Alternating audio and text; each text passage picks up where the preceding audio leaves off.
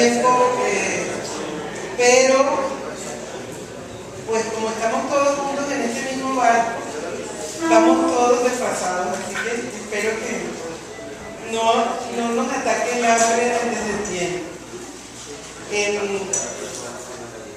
Cuando David me invitó a que ayudara al diseño de este seminario, me produjo una gran alegría porque me dio la oportunidad de reunir en este espacio a gente con la que he trabajado durante muchos años y con la que hemos tenido procesos importantes, significativos, valiosos y muy hermosos desde el punto de vista humano, en la formación de recursos, en el fortalecimiento y en la revaloración de lo que es la gestión y la promoción cultural.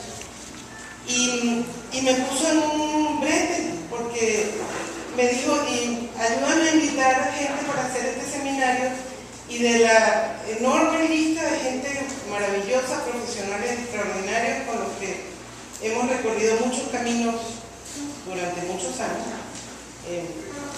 tuve que escoger, no me quedó más remedio. Y de los que escogí, felizmente, todos pudieron venir y todos están aquí hoy. Y voy a presentarles en este momento a la persona que va a hacer la conferencia y a su dialogante, porque aquí ya comienza la dinámica que les expliqué al comienzo del evento. Winston Licona, profesor asociado investigador, director de la línea de investigación doctoral sobre realidad empresarial, ex director de extensión y proyección social de la Facultad de Administración en la Universidad del Rosario, Bogotá, Colombia. Es PhD en Economía de la Escuela Superior de Praga, de la República Checa. Su tesis fue elaborada con énfasis en Economía de la Cultura y Políticas Culturales. Ex miembro del Comité Directivo de Iberformat. De ahora en adelante, cada nuevo currículum que yo les vea, van a ver que tiene ciertas coincidencias. Iberformat es una de ellas. Todos nosotros hemos pasado por ahí. Creo que eso nos marca un poco en este sentido y en este deseo de seguir compartiendo con la gente, con los alumnos, con los que quieren aprender y con los que nos pueden enseñar más. Exdirector de posgrado de la Escuela de Ciencias Humanas, a la cual está adscrita la especialidad en Gerencia y Gestión Cultural, de la cual fue director del 95 al 2002 en la Universidad del Rosario, en Bogotá.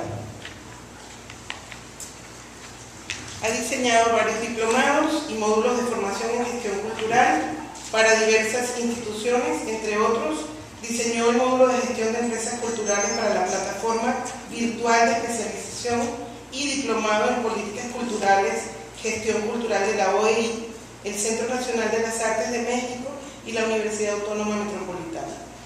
Ha sido conferencista y profesor invitado en diversas ciudades de Colombia y en varios países del mundo: México, Cuba, Uruguay, Argentina, Guatemala, Brasil, Venezuela, España, etc. Ha colaborado con algunas publicaciones sobre gestión cultural, economía de la cultura, políticas culturales, en diversas revistas indexadas de España, México y Colombia. Algunos de sus libros recientes: Apuntes de la gestión cultural a la administración estratégica de las culturas, Lecturas críticas y alternativas de realidad empresarial, este último en coautoría con el maestro Rodrigo Vélez Bedoya.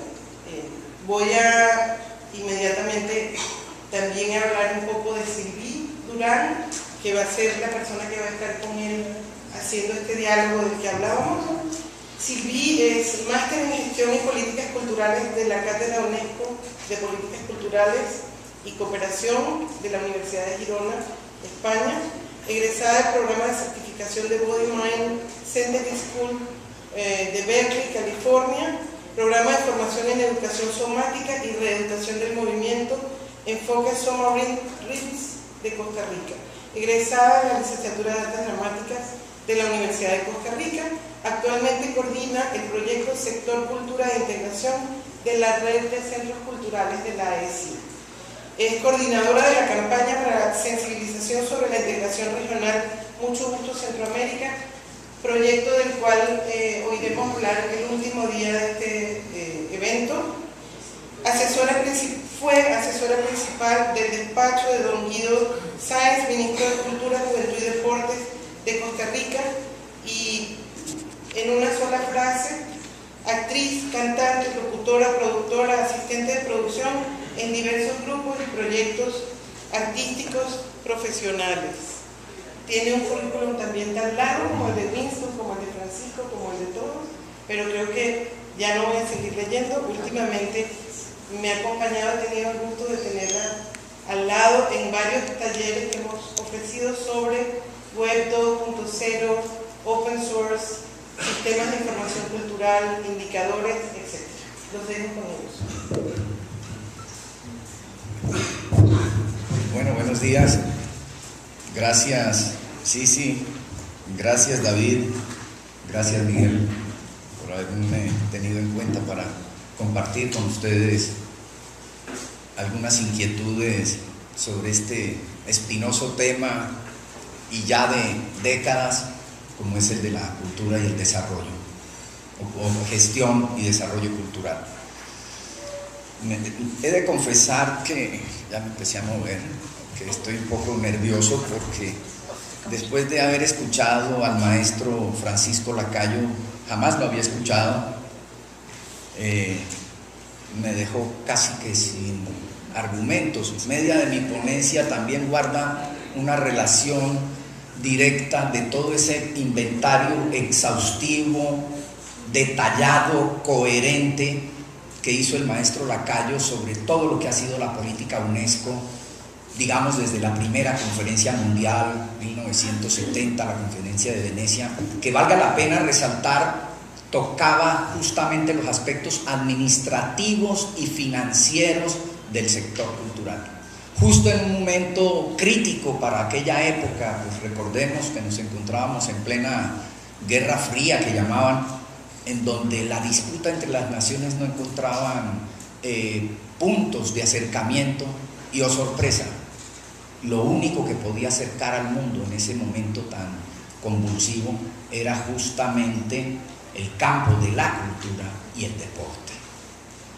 Y aparece la conferencia de Venecia como una necesidad sentida de empezar a plantear las relaciones del problema de la cultura con el campo económico, las relaciones de la cultura con los ejercicios administrativos gubernamentales, y poder descifrar cuáles serían las posibilidades de sacar a la loca de la casa, la cultura, de ese ostracismo para poderla llevar a un ambiente capaz de encontrar posibilidades de recursos y atención por parte de los gobiernos y por ende de la misma sociedad, porque hemos de decir de que la sociedad, si bien se ha desentendido o no entendido, siempre la sociedad ha sido la generadora de la cultura, y en mi modesto entendimiento siempre he planteado, lo poco que he ido estudiando, que lo que hacen los estados es legitimar, empoderar eso que la sociedad genera, que se llama cultura. Entonces, pues con el maestro Lacayo solo resta darle un abrazo público y una felicitación enorme y un reconocimiento por esa cátedra que nos ha dado de todo ese proceso del desarrollo de las políticas culturales. Pero como alguien tiene que ser abogado del diablo, entonces yo voy a ser un poco abogado del diablo, porque el maestro planteó cosas bastante provocadoras, y esa es la magia del desarrollo del conocimiento. Si algo, a mí nunca se me olvidará, y lo he repetido en todas las intervenciones, si algo guarda en sus entrañas la cultura es su sentido liberador. Adorno dijo sabiamente: la crítica es el elemento sustantivo de la cultura. Más adelante, Daniel Bell, el famoso sociólogo norteamericano, dice: la cultura es un campo de experimentación permanente. Angleton, otro inglés que me encanta también, dice: la cultura es un campo de crisis permanente, porque es un campo de confrontaciones. Si recordamos entonces también a Gramsci, Gramsci decía, el problema de la cultura es un problema de disputa, de hegemonías. Por ello es un campo de contradicción permanente. Porque si es cierto también, como dijo Néstor García Canclini, la cultura es la que construye las dimensiones simbólico-expresivas de las sociedades, entonces también hay un juego permanente de intereses en esa búsqueda de vehiculizar y diseminar las culturas en las naciones, y que por lo tanto siempre habrá un juego de contradicciones por excelencia. Y eso es lo que la hace maravillosa, porque si la cultura se encierra, es cultura que muere. Si la cultura se condiciona, es cultura que perece. Si la cultura se ideologiza, de hecho, la ideología también es cultura, corre el riesgo de perder grandes fuerzas de su vitalidad creadora.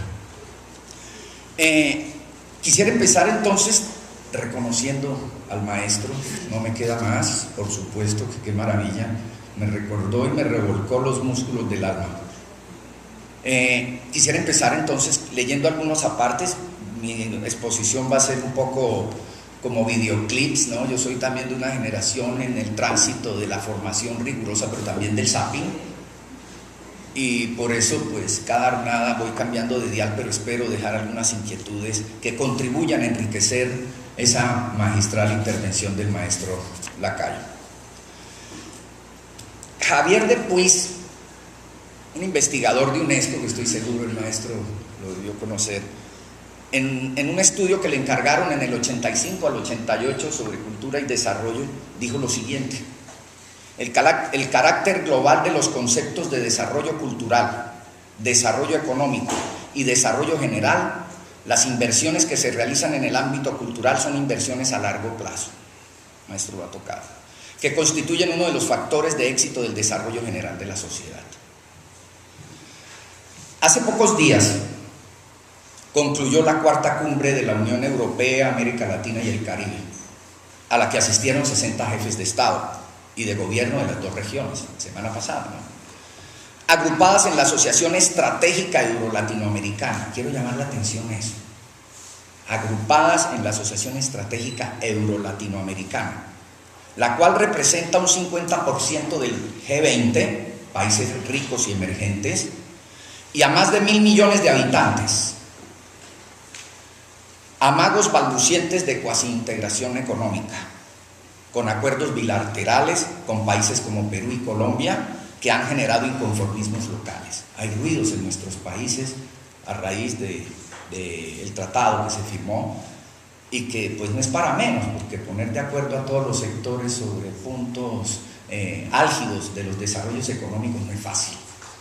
Y por supuesto, por solo contarles un chisme, en Colombia brincaron todos los lecheros porque las cuotas de la leche van a generar ciertos problemas, dado el desarrollo tecnológico gigantesco que tiene Europa en esos terrenos, a los cuales nosotros todavía le jalamos las ubres a las vacas con cierto ejercicio manual. Pero que también las industrias internas ya se preocupan, porque eso no puede seguir siendo así por los problemas de la asepsia, de las bacterias, etcétera, que hoy en día requieren tecnificación, y las grandes empresas que trabajan en lácteos dicen: no señores, las vaquitas hay que ponerle su aparatico para que produzcan la leche. Además hay que incrementar la productividad. A Colombia y a varios países les dieron 17 años de gracia para que se tecnifiquen y se desarrollen, pero mientras tanto las cosas van a ser un poco críticas, y entonces los lecheros, que es un sector muy importante, porque detrás de eso también están los grandes propietarios de tierra, etcétera, que originan ruidos en el tema. ¿Por qué traigo esto a colación? Porque simultáneamente a nivel de Europa, todos sabemos, la crisis de Grecia, la crisis de España, desempleo cada vez de mayor ascenso, 4,5 millones de desempleados, etcétera, y los coletazos de las crisis producto de la burbuja norteamericana cada vez invaden más al mundo. Entonces también los estados recurren a medidas fiscales. Simultáneamente hay medidas drásticas, como los ha planteado España, que de una vez ha originado no pocos ruidos en los sectores de la oposición. Pero paralelo a eso también asistimos a la era del preámbulo del Mundial de Fútbol, que ocupa la atención porque la multinacional más importante, no solo de deporte, sino de recreación, podríamos decir cultural, de industria cultural poderosa, es el fútbol, próximo a iniciarse con el recreo global, que también guarda en sus entrañas asuntos económicos y culturales como negocio global en un continente que se debate entre el hambre y el SIDA, África. Videos de realidad que nos permiten imaginar metáforas de gestión y desarrollo cultural iberoamericano con visos de dependencia, resistencia e interculturalidad. Asistimos a un momento trascendente de las economías mundo, de las economías nación, de las economías región, de las economías localidad, porque todas están en crisis, como las culturas que bullen en ambientes de dependencia, resistencia e interculturalidad asimétrica. Cultura mundo florece y crece en mares de utilidades e inutilidades para los símbolos problemáticos globales: especulación financiera, cambios climáticos, alteraciones medioambientales, migraciones y racismos, hambre y enfermedades transgénicas con riesgos alimentarios, novedades genéticas de la nanotecnología, Star System, vidas de consumo, terrorismo, flexibilización y localización productiva, flujos de información, marginalidad tercermundista, riesgos financieros locales y organismos supranacionales, males que profundizan el desencanto y motivan el retorno de los estados para intervenir la libre movilidad de los factores que exigen una regulación ya no unilateral, sino concertada con todos los actores en tiempos de poder y contrapoder en la era global. Ulrich Beck, el alemán, que ha escrito un libro que se llama Poder y Contrapoder, muy interesante sobre los problemas que se ven en la construcción de las estrategias del mundo. Y viene el problema. Aquí quiero hacer un pequeño paréntesis. En este cuadro vemos que sí, el maestro mostró de manera diáfana el problema de la cultura y su capacidad de generación de riqueza en el mundo. Eso ya no tiene discusión. Solo un dato: en el mismo texto de nuestra diversidad creativa se señala cómo Estados Unidos, su segundo campo de exportaciones mundiales es la industria audiovisual, después de la aeroespacial. Entonces, ¿de cuántos ceros estaríamos hablando en esa magnitud del poder que tienen las industrias culturales y en este caso la industria audiovisual? Quiero resaltar entonces, cuando hablo de interculturalidad asimétrica, el hecho de que solo Latinoamérica y África, en unos datos de UNESCO, en un estudio que se hizo sobre los procesos de desarrollo de industrias y esto, juntos Latinoamérica y África producen el 4%, mientras que Estados Unidos, China y el Reino Unido producen el 40% de los productos del mercado cultural. Y estos son datos apenas de lo que es capturable a través del famoso SIU, o sea, de la clasificación internacional industrial unificada, que es la estadística que permite visualizar cómo operan las grandes empresas en el mundo y a las cuales se les puede cuantificar y seguir el rastro desde cualquier país del mundo.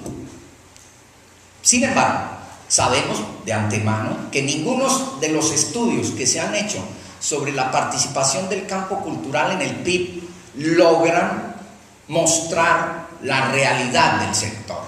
Un solo ejemplo: las artes escénicas. Un solo ejemplo: la gastronomía. Un solo ejemplo: las fiestas populares, que de hecho tienen en su estructura todo un efecto multiplicador, generador de riqueza, no solo espiritual, porque se renueva creencias, mitos, ritos, artefactos, sino todo el efecto multiplicador que ejerce en el aparato económico de cualquier localidad de América Latina o de otros países. Entonces, ahí tenemos solo unos pequeños datos que presentan una partecita del potencial del sector cultural en la construcción de los productos internos brutos, que ojalá se podrían llamar más bien productos internos cultos, en su proceso de construcción del producto interno culto. Y esto, como estamos en el mundo numérico, pues lo que nos refleja es claramente cómo hay unas asimetrías aberrantes en los desarrollos culturales de las naciones. Y por ello es que yo diría que el problema del campo cultural es mucho más complejo y mucho más crítico de lo que pensamos, porque ya no nos basta con tener las definiciones de cultura las más elaboradas del universo, ya no nos basta con hacer las reflexiones si la cultura está articulada al desarrollo o no. Es importante reiterarlo permanentemente porque las sociedades sufrimos de amnesia y a veces pues, entonces a medida que avanzamos también nos da el Alzheimer y nos da el Parkinson y todas esas cosas que nos van quitando dimensiones de observaciones y nos van creando traumas también en nuestras utopías, como todos las hemos tenido para el desarrollo de la humanidad. Pienso entonces que hay problemas sustantivos como estos. La concepción, diseño y práctica de la gestión y el desarrollo cultural es incompleta. Las industrias culturales han entrado, no diría que en un proceso de profunda contradicción, no tanto de ese nivel, pero sí en un desarrollo asimétrico con respecto a las organizaciones culturales de las naciones, sobre todo de América Latina. Porque las organizaciones culturales de América Latina, y esto es también un poco provocador, sufren y padecen de una enfermedad que se llama endogenismo, atendidas directamente por su propietario, con poca posibilidad de reproducción, dedicadas más a procesos de eventos, dedicadas más a gestión de eventos que generación de procesos. Con esto adelanto solo una cosa, y es que la cadena productiva del sector cultural, ese es mi planteamiento, ya yo no diría hipótesis, sino más bien el problema, es que la cadena productiva del sector cultural se encuentra fragmentada en todos sus escenarios. Hay una diferenciación entre lo que es el proceso creativo, que completamente de acuerdo con el maestro Lacayo, es la máxima potencialidad que tienen las sociedades para construir diferenciación. Y por eso también comparto la idea que planteaba el maestro cuando mostraba la excepcionalidad cultural, de que justamente las naciones, su elemento diferenciador en tiempos de globalización, de tratados económicos, de bloques, de acuerdos, es el campo cultural. La economía se ha normativizado de manera tal y se ha arreglado de manera tal que no existen grandes diferencias en los modelos económicos de las naciones, porque todas tienen que transar en una lógica de mercado. Así haya diferenciaciones políticas, correcto, diferenciaciones con respecto a los modelos de desarrollo, válido, ni más faltaba, si lo que no se busca es la uniformidad. Sin embargo, todas las naciones estamos sometidas a esos juegos de oferta, demanda, rentabilidad en la cual hemos de entrar. Porque también, si el campo cultural no se empaqueta, en esto soy un poco fuerte, no se empaqueta, corre el riesgo de que nadie lo conoce, incluso en los niveles locales. Y una de las exigencias del sector cultural es justamente tener la capacidad de no vivir en un mundo multicultural, como rimbombantemente se dice en diferentes medios, sin posibilidades de que entre las culturas se dialoguen, que entre las culturas se conozcan, que entre las culturas interroguen, debatan, se entremezclen, se reconstruyan, se redinamicen. Y ese es un problema que tenemos, sobre todo, yo diría que en el mundo, pero con mucha más fuerza en los países de América Latina. Por eso pienso también de que hay un problema de concepción de lo que es la gestión y de lo que es el desarrollo cultural. Por ejemplo, el campo económico suele ser visto como el campo de la pragmática depredadora, destructora de las sociedades, en su lógica de mercado. Pero hemos de entender de que la economía, y esto también lo he dicho muchas veces, la economía antes que economía es cultura. En la sola etimología de la palabra economía viene del oikos, la palabra griega, ¿cierto? Oikos es la casa. Si queremos hacer una definición sencilla de la economía, podríamos decir que la economía es la organización de la casa. Y puede ser la organización de la casa en su punto de la vecindad, en su punto del barrio, en su punto de la localidad, en su punto de la ciudad, y así podemos ir haciendo círculos conectores hasta llegar a la economía mundo, a la economía planeta, que es la que tenemos hoy, con, insisto, diferentes niveles de su desarrollo, y eso es lo que las hace profundamente asimétricas, y eso es lo que hace también que se hable hoy en día a la manera de Samir Amin, que presidente del Foro Social Mundial, diciendo: el problema en que se debate el mundo en este momento es si nos mantenemos como periferias marginales o nos mantenemos o buscamos desarrollos como periferias dinámicas, las llama él, y en donde incluso dice que China es una nación que uno la ve como potencia mundial por lo gigante y por su capacidad de penetrar en los diferentes mercados y suple necesidades, porque produce millones de millones, por decir un ejemplo, de camisetas. Sin embargo, sigue siendo dependiente de la gran triada, es decir, de la Unión Europea, Estados Unidos y Japón en el desarrollo de la ciencia y la tecnología. Entonces quiero reiterar que ese desarrollo cultural es incompleto porque las concepciones de la economía están también rotas, y entonces se ve que el desarrollo económico va por un lado y por el otro va el desarrollo cultural y por el otro va el desarrollo social.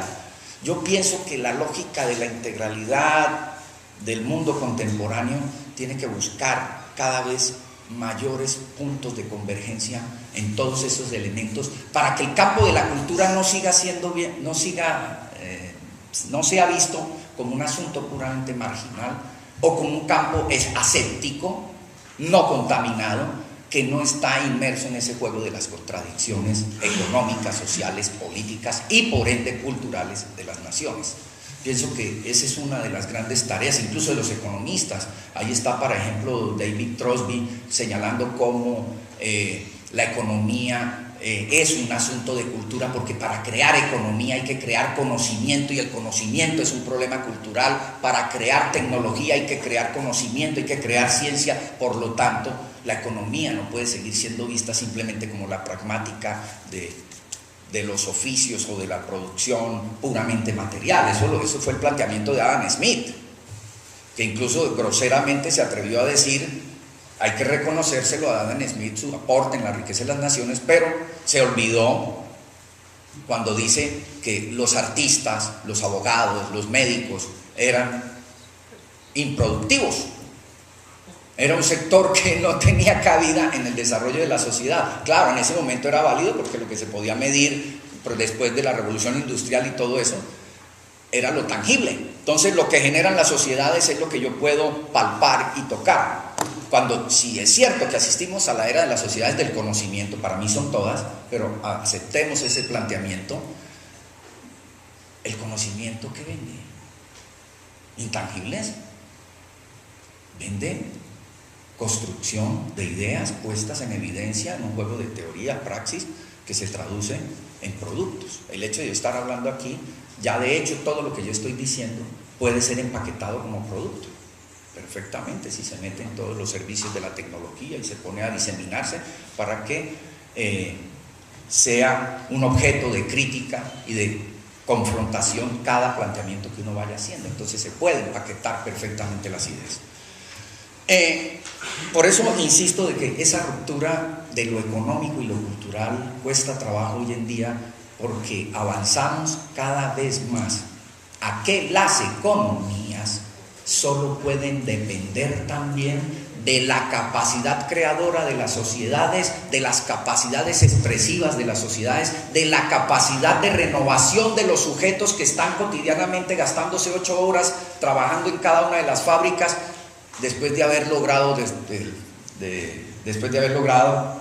con el 1 de mayo de 1886 las famosas 3 8, 8 horas de trabajo, 8 horas de descanso y 8 horas de estudio, en donde hoy en día con la flexibilidad laboral lo que está sucediendo es algo mucho más grave, que es la pérdida del carácter de las sociedades. Eso es lo que dice Richard Sennett en La corrosión del carácter, cómo en esta sociedad actual tan depredadora la gente está perdiendo su vitalidad porque no hace sino pensar en función del trabajo y de cómo generar el ingreso y en esa característica la gente va derruyendo lo más intrínseco, lo más vital, porque para poder ser creativos hemos de tener carácter, criterio, actitud ante la vida, sentido de vida.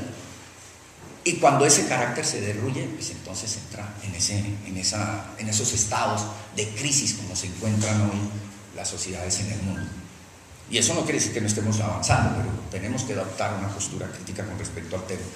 Entonces pienso que ese es un punto vital que hay que observar en el problema del desarrollo cultural como un asunto incompleto si no está articulado a esas otras, llamémoslas variables, políticas, sociales, económicas. El otro sentido, el problema de las industrias culturales y las organizaciones endógenas. Insisto, pienso que se ha dejado por un lado el funcionamiento de las industrias culturales como un problema de lo privado. Balbucientemente los estados han asumido responsabilidades después de la Mundiacul 82, que fue donde se dijo que las industrias culturales eran un factor importante en la construcción de la identidad y que estaban perturbando la construcción de los estados-nación. En la conferencia de Helsinki se renegó de las industrias culturales, pero en Mundiacul ya se reconoció de que era un medio importantísimo que había que desarrollar para diseminar la cultura. En Estocolmo, en el poder de la cultura, que perfectamente, muy bien lo mencionó el maestro Lacayo, la declaración final de Estocolmo es el poder de la cultura, así se llama. Y a lo que llama al mundo es al empoderamiento de las industrias culturales. Tú lo dices, sí, en el campo de la UNESCO ha habido también con los expertos una renovación de los lenguajes que los ha llevado a reconocer esos procesos de transformación y de concepción que sobre el campo cultural y sobre el campo del desarrollo se tienen. Y cómo entonces las industrias culturales son un elemento importantísimo. Ahora ya los ingleses lo incorporan como un problema estratégico y ya entonces se habla de las industrias creativas, porque ese es todo un programa de Estado de los British Council en el mundo para desplegar y apoyar, por supuesto, en lenguaje de cooperación los desarrollos de industrias culturales. ¿Y qué decir Alemania? Con los institutos Goethe. ¿Y qué decir de los ingleses también con la creación del Consejo Mundial de Museos para promocionar marcas país? El proyecto Guggenheim no es un objeto aislado de toda una propuesta de construcción de marcas mundiales que no son pecado, que están ahí desplegando desarrollo turístico, pero a la vez abriendo espacio para nuevas propuestas estéticas, de aperturas de mercados, porque es así, de claro, pues del mercado cultural, de turismo cultural, etcétera, como se quiera poner el adjetivo en el tema. Pero lo cierto es que entonces hay con muchos ejemplos hoy en día que ponen en evidencia cómo se van construyendo marcas mundiales que adquieren las características de industria, porque están creadas con todo un sistema generador de valor en cada uno de los niveles de lo que se llama la cadena de valor, la cadena productiva. Mientras que las organizaciones, que no es pecado, ojo con lo que voy a decir también, que no es pecado que las organizaciones culturales siempre surjan por las iniciativas individuales y la ansiedad de expresión, porque es que nuestra búsqueda vital y sustantiva es cómo expresarnos. Me gustó cuando el maestro dijo ese sense común, ese sentido de relación con lo otro y con los otros, y cómo hemos de construir comunidades culturales hoy en día. Esa es la gran tarea, cómo construir comunidades culturales. Pero construir comunidades culturales pasa también por tener claro los sentidos de organizaciones de esas comunidades culturales que también necesitan recursos humanos, técnicos y financieros para reproducirse y no para sostenerlas en las condiciones de la marginalidad por la lógica simple del mecenazgo, que fue lo que criticó el maestro, porque el Estado hace mecenazgo y eso no es pecado, por supuesto, pero es incompleto. Y las organizaciones también tienen una corresponsabilidad con su sociedad, y las industrias culturales también tienen una corresponsabilidad con su sociedad que les ha permitido generar todos esos procesos y forrarse en dinero, así como el ejemplo que se presentó de Bill Gates. Por eso veo que ahí hay una discusión muy importante del proceso de desarrollo de las industrias culturales, cómo se expresan en América Latina, qué tanta capacidad tienen, si el desarrollo del capital ya logra unos tentáculos tan gigantescos y tan poderosos de que todo está conectado. Quizás en eso también hay que aprenderle a los grandes, cómo entre las grandes empresas se unen la Siemens con la Sony, American Airlines se une con Delta Airlines, en fin, eso también ejemplos que ahorita por lo emotivo que estoy se le olvidan a uno, y no aprende uno de cómo entre los grandes del capital son capaces de armonizar e intervenir en los mercados, incluso locales, y cómo nosotros en el campo cultural todavía estamos ni en pañales en esas formas relacionales y en esa forma de construir tejido económico y por ende político, porque pasa también por normativas y decisiones que si no están motivadas a través de interlocutores, pues son tenidas en cuenta de manera menor en muchos estados del mundo, independientemente de sus regímenes o sistemas políticos. Entonces pienso que ese es un punto crucial de discusión en los procesos formativos, de cuáles son los contenidos que deben tener los procesos formativos para mostrar de cómo la necesidad creciente del campo cultural es un asunto también de organización en cadenas de valor con productividad. Ahí aparecen términos, con posibilidades de sostenibilidad. Si ustedes, estos son estudios que no se han hecho en ningún lugar, yo no conozco solo un trabajito de Sandra Rapetti, un trabajito, no sea grosero, Winston, un trabajo de Sandra Rapetti, uruguaya, que se dedicó a estudiar las organizaciones culturales y sus potenciales de inserción y sus capacidades de sostenibilidad y desarrollo en un país tan pequeñito como Uruguay y compitiendo en un escenario como es el Mercosur, ¿no? Y la capacidad de supervivencia de las pequeñas organizaciones y cuáles son sus fallas internas y externas en toda la lógica de cadena de valor, que lo voy a mostrar ahorita más adelante con lo que iré concluyendo. Entonces pienso que ahí hay un punto también central de discusión. El otro elemento, gestión y desarrollo cultural en marginalidad asimétrica. Pues se reitera que el problema de la construcción del campo cultural y de la gestión cultural es que en América Latina se mantienen en unas condiciones de marginalidad al lado de todos los demás procesos formativos. Es decir, lo que uno dice criticar es lo que se promociona. No quiero decirte que no sea necesario el ejercicio profesionalizante, al contrario, el campo cultural lo requiere por excelencia. Pero la gestión cultural en este caso ha de ser integral, si se puede usar esa palabra o ese adjetivo, ha de ser integral, ha de ser interdisciplinar, ha de ser rompedora de las visiones puramente puristas del campo de la cultura. La cultura no es asepsia. El maestro lo dijo, la cultura es conflicto. Y la cultura no puede desligarse de todas esas concepciones de la construcción organizacional de sus procesos. Y cuando hablo de su construcción organizacional me refiero a cadenas de valor. Parece que hay que mirar la cadena de valor en su proceso de creación, producción, distribución, circulación, consumo e inversión.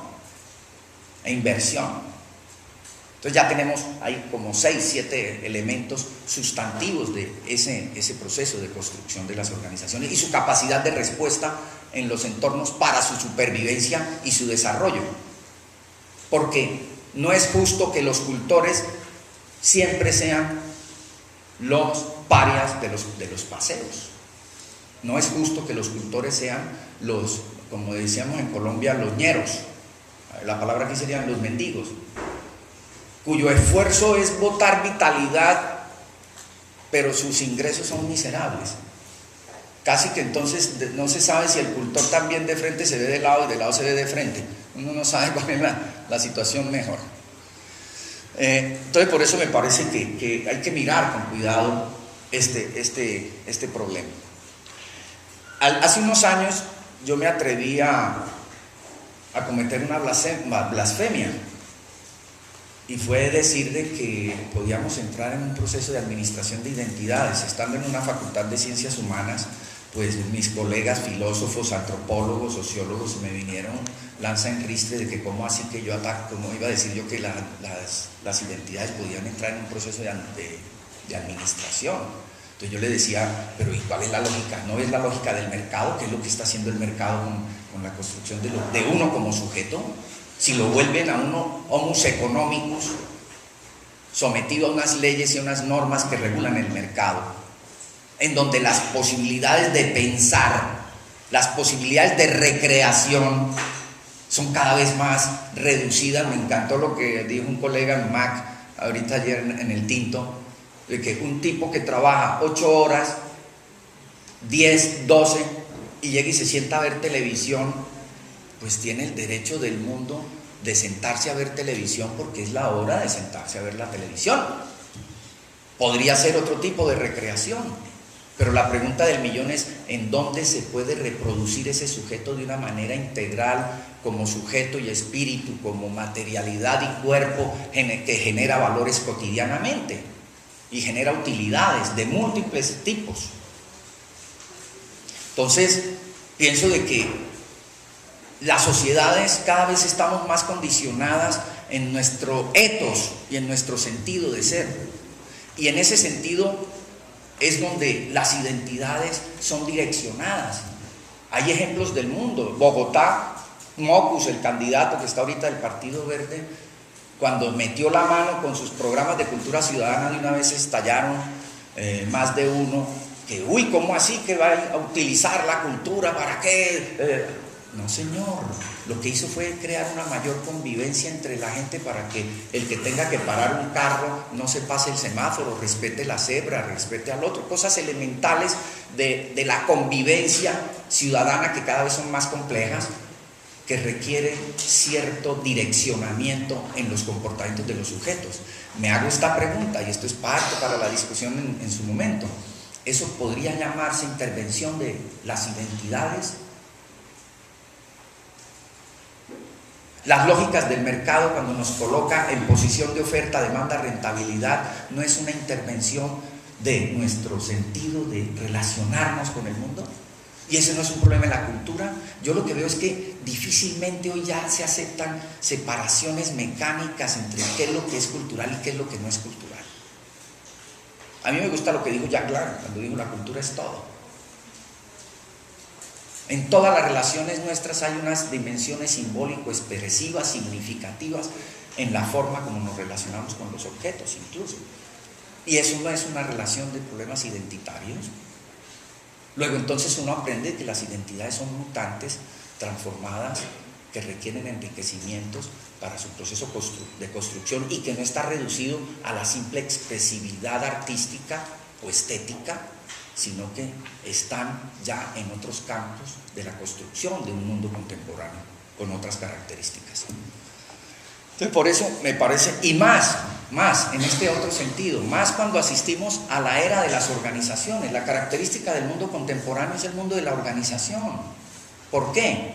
Porque uno como sujeto individual no deja de ser persona, por supuesto, pero para ser sujeto social tiene que estar integrado a algo. En el aparato productivo, en el aparato familiar, en lo institucional, es decir, todo es un juego de interinstituciones que nos dan configuración como sujetos individuales y sociales, en la familia, en el colegio, etc. Entonces, por eso veo que aquí hay otro campo conflictivo de observación de hacia dónde pueden tender los procesos, no solo formativos, sino los procesos de intervención de un campo como el sector cultural, que a mí me arroba cada vez que me doy cuenta que es en unas condiciones permanentes de marginalidad. Porque en esto hay que ser críticos también. UNESCO no tiene la culpa. UNESCO lo que ha hecho es elaborar un discurso muy coherente, muy profundo, muy enriquecedor, provocador, con una búsqueda transformativa para que los estados asuman sus responsabilidades. Pero lo cierto es que intenciones muy grandes, pero medidas tan cortas. Y uno observa entonces eso ya como se ven en los presupuestos. Entonces uno ahí ya llega a la conclusión, sí, los presupuestos son el esqueleto, como dijo Stiglitz, el esqueleto de la sociedad. Stiglitz dijo lo siguiente: el esqueleto de la sociedad desvestido de ideología. No, al contrario, los presupuestos de las naciones son esqueletos de la sociedad, pero revestidos de profunda ideología, porque es un campo de economía política y de toma de decisiones. Entonces, por eso veo que el problema de las estructuras de organización son un asunto problemático de las naciones. El otro elemento rápidamente que quisiera tocar es que hay una construcción de los imaginarios de las naciones. Hoy todas las naciones, el maestro también lo tocó de manera brillante. Todas las naciones tienen que entrar en el proceso globalizador. Es que siempre se han entrado en los procesos globalizadores. ¿Cómo llegó la matemática? Si eso era de Oriente, la pólvora, para tocar solo unos puntitos. Fueron diseños de Oriente que en olas de conocimiento llegaron e impregnaron al mundo. Así como hoy en día uno diría la cultura occidental, que fue la construcción de la libertad, del Estado-nación, la construcción de sujeto, del yo, impregnó al mundo, a un mundo como el nuestro, que era más politeísta y polígamo. Como dice George Steiner, el peor daño que se le hizo a la humanidad fue haberle cambiado los dioses de sentidos por un Dios omnisciente, omnipotente, omnipresente, un ovni. Y esto yo sé que es polémico, pero es para pulsar de que hay unas transformaciones sustantivas en los desarrollos de las culturas que uno a veces ni siquiera se los imagina y chocan con el etos de uno cuando se da cuenta de que los temas históricos han sido de otras dimensiones. Porque los dioses tenían el dios luna, el dios fuego, el dios vaca, el dios agua, viento, y se nos cambió por un Dios omnisciente, omnipotente, omnipresente, que no es pecado. Yo no diría que ya hoy en día eso no se trata de discutir si la discusión fue pecado y que es mayor y que es menor, sino simple y llanamente hacer valer que en el campo de la reflexión de la cultura hay mutaciones que han trastocado todos nuestros desarrollos identitarios de múltiples maneras. Y que por fortuna de la vida América Latina tiene un bagaje profundo que es la existencia de todas sus comunidades indígenas, que el maestro también lo dijo, el maestro es mi referente hoy, para mostrar de que esas comunidades indígenas tienen mucho que decirle al mundo y que voy a ser un poco fuerte y que nos obliga al campo cultural a empaquetar. Esa palabra yo sé que hay que ponerle algo más bonito, el concepto, pero empaquetar los productos culturales para que se diseminen por el mundo y uno pueda conocer en cualquier tema las cosmogonías de todas esas comunidades que tienen mucho que decirle al mundo a propósito de los grandes problemas mundiales que mostré al principio y que el maestro también mostró en su momento. Entonces, esto me lo voy a obviar porque el maestro ya lo dijo claramente. Hay cambios políticos, sustantivos, pero, ay, ¿cómo me devuelvo? Pero sí quiero resaltar que hay unos tránsitos entonces en el campo de la gestión y del desarrollo cultural. Y ese tránsito tiene que ver con, primero, desde el punto de vista de las mecenas, del mecenazgo, como un ejercicio de intervención de la cultura de años inmemoriales, que aún persiste diría yo, con los apoyos del fomento y promoción que hacen los estados de las naciones, porque todos los estados meten dinero, todos, así tengan institutos o no tengan ministerios de cultura, como en Estados Unidos, pero a través de normativas promueve la posibilidad de que haya inversiones importantes en el campo cultural. Hollywood no sería Hollywood si no hubieran existido unas normativas tributarias que hubieran forzado a que los sectores metieran dinero, y fíjense al nivel que llegó hoy en día, sin tener Ministerio de Cultura. Alemania no tiene Ministerio de Cultura, sin embargo las inversiones en el campo cultural por parte de los lánderes es un poco más de lo que nosotros nos cabe en la cabeza en el volumen de los ceros. Entonces, ha habido una intervención que, obvio, apoyó artes clásicas. Yo diría que esta es una elaboración grosera, también para la discusión, una promoción de una cultura elitista en ciertos grupos selectos.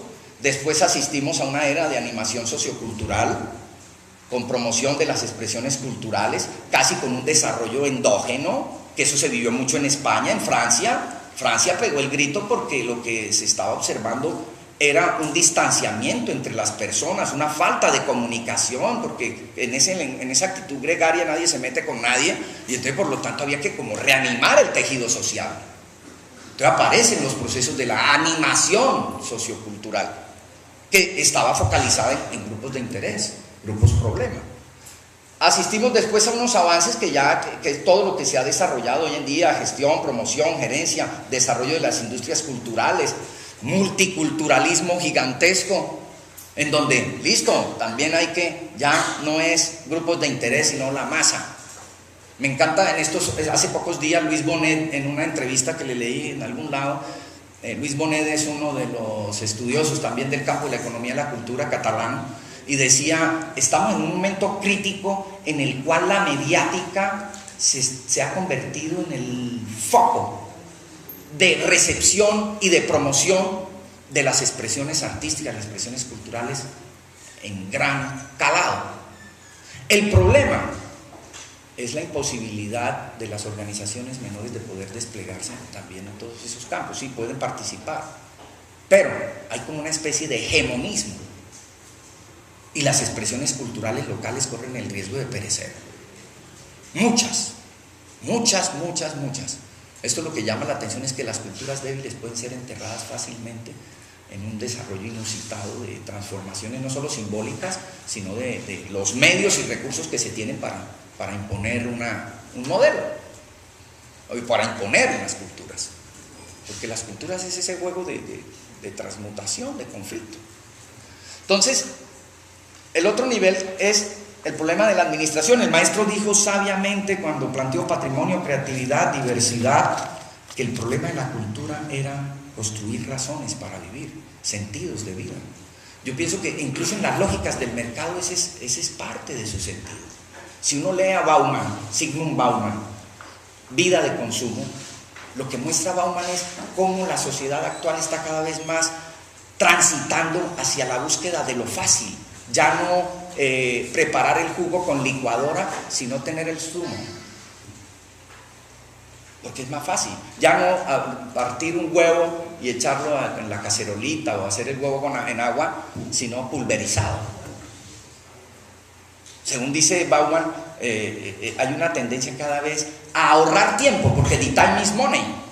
Y entonces, como the time is money y bucines are bucines, hay que acelerar lo antes posible el uso del tiempo libre de las sociedades para supuestamente sean más productivas y más creativas. Pues resulta que la cosa es todo lo contrario, porque en esa lógica lo que se pierde es esa capacidad del poder creativo, del punto cadeneta a punto, de uno experimentar por el hacer, ¿no?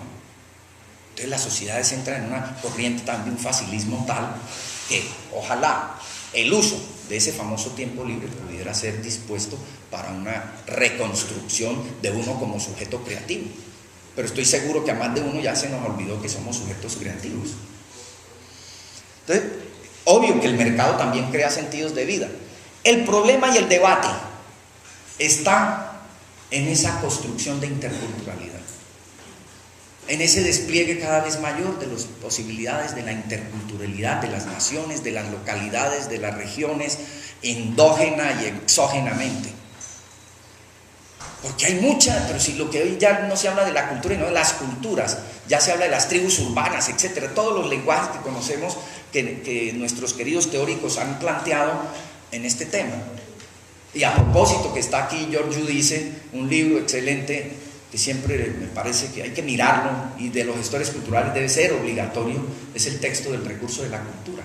Cómo la cultura se vuelve un recurso, y es un recurso no simplemente de expresividad, sino que es un recurso político, y es un recurso económico, y por ende pues social. Y eso es coherente con lo que A mí me inspiró eso que leí de Giudice para decir, entonces la cultura es el recurso estratégico de las naciones en tiempos de globalización económica, de bloques y tratados, y es la única que puede construir el elemento diferenciador de las naciones. Y ahí es donde entra en sentido la excepcionalidad cultural y la pelea de Francia por defender el espectro electromagnético y no estar de acuerdo en las reuniones de la OMC ante las propuestas de Estados Unidos de que abramos todo. Si ellos mismos se niegan a abrirse todo, porque el discurso de América para los americanos se sigue inoculando.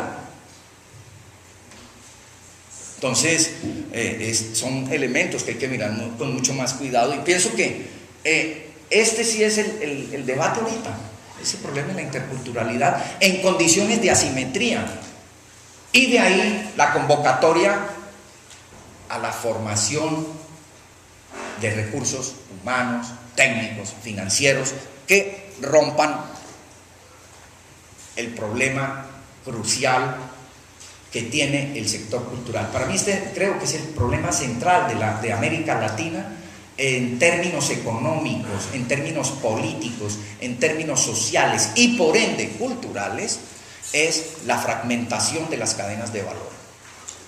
Por un lado va la creación, por otro lado va la distribución, va el consumo, la circulación, la producción, la inversión.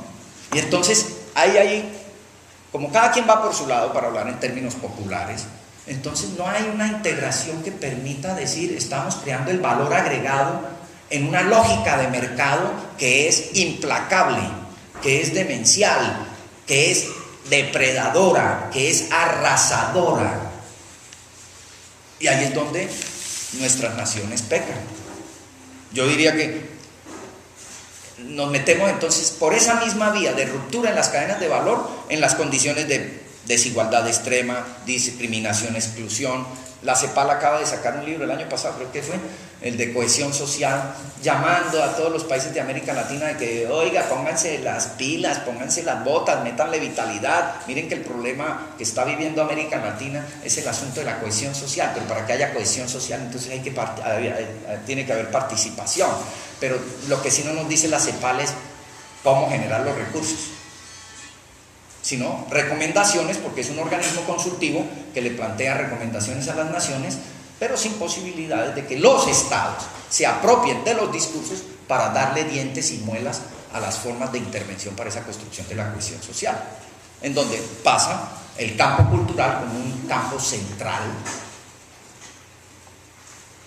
yo diría que básico para esa constitución de tejido social y de cohesión social. Entonces, creo que el problema central uno de los problemas cruciales es esa ruptura de la cadena de valor en el campo cultural, a pesar de que uno vive hablando de un desarrollo cultural sostenible. Pues, ¿cómo podemos hablar de desarrollo cultural sostenible si hay una fragmentación de cada uno de los niveles de la cadena de valor? Y ahí interviene todo el conjunto de las organizaciones que participan del sector.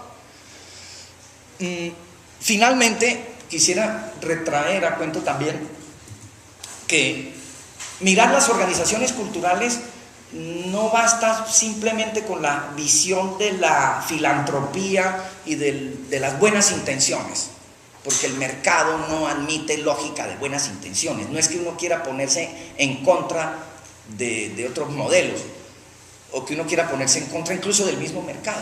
Me gusta la frase que plantea Daniel Bell cuando dice: el mercado es el punto donde se cruza la sociedad con la cultura. Una cosa es que el mercado se vuelva en el fin absoluto de la sociedad, y otra cosa es que el mercado sea simple y llanamente el medio de transacción de los sectores para que yo entienda que existe el otro y yo también. Y eso sí es lo que ahí es donde hay que generar ruido, que en las lógicas del mercado, el mercado no puede ser el fin último de las sociedades, ni la economía. La economía, Polanyi dice, es el sustento del hombre. Si eso es verdad, que la economía es el sustento del hombre, entonces no es más que un medio para la conquista de la promesa de felicidad, para la búsqueda de eso que llamó el maestro razones para vivir. Por lo tanto, también supone que las visiones de las organizaciones y las visiones de las empresas tienen que ser múltiples. Si se habla de interdisciplinariedad, si hoy en día se habla de teoría del caos, se habla de la física cuántica como la nueva dimensión de la construcción de posibilidades, pues las organizaciones y las empresas también habrán de ser vistas dentro de esa lógica para poder pensar un desarrollo cultural de otra manera. Entonces ya se habla de la antropología de la empresa, de la antropología económica, de la antropología de la administración, de la filosofía, de la ciencia política, de la física. Oh sorpresa, uno en el campo cultural diría, nada tiene que ver la física con los problemas de la expresividad cultural. Acaban de hacer un estudio para mostrar desde la física cómo se construyen indicadores de pobreza e indicadores de sentidos de vida de pequeños núcleos. Lo acaba de hacer la Universidad Nacional de Colombia hace unos cuantos, estamos en el año pasado, a finales del año pasado. Entonces quiero reiterar que hay múltiples relaciones disciplinares e interdisciplinares que convocan a mirar el problema de las organizaciones y de las empresas con otros ojos. Lo voy a decir entonces desde el punto de vista de la biología, de mirar las organizaciones culturales no como simples estructuras que tienen unas jerarquías, sino las organizaciones culturales como organismos que exhiben vida. Y si son organismos que exhiben vida, son organismos de finales abiertos. Y si son organismos de finales abiertos, lo que supone es que están permanentemente en un campo de juegos de contradicción, de choque, de renovación, de búsqueda de nuevos elementos sustantivos que los lleven a un posicionamiento para transformar sociedades, para transformar pequeños espacios, porque ya no basta simplemente en la lógica de pensar lo global, sino de pequeños espacios en los cuales uno siente que puede rasguñar la pequeña promesa de felicidad.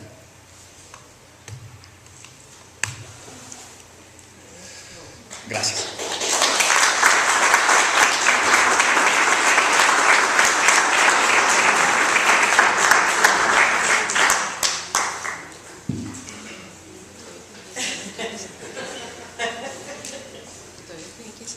Todavía tengo 15 minutos. Bueno, podemos ampliar otros puntos si hay bastantes temas, ¿no? ¿Cierro entonces? Voy a leer una cosita como a manera de pequeñas conclusiones que había intentado sacar, que dice lo siguiente. Primero, pues hay que romper esa dimensión depredadora que existe en las sociedades, sí, en eso es una batalla mundial. Ulrich Beck dice que si los estados, el sentimiento de Europa, según Ulrich Beck, es que hay una melancolía por los estados-nación. Fíjense que Francia votó en contra de la Constitución Europea. Hay una reconfiguración de sectores de derecha en Europa. Eso dice Ulrich Beck. ¿Por qué? Porque dice, la lógica de los estados-nación se ha perdido. Las sociedades no quieren que todo sea uniformidad. Quiere diferencias. Los holandeses, los ingleses entran y salen, pero siempre hay una pretensión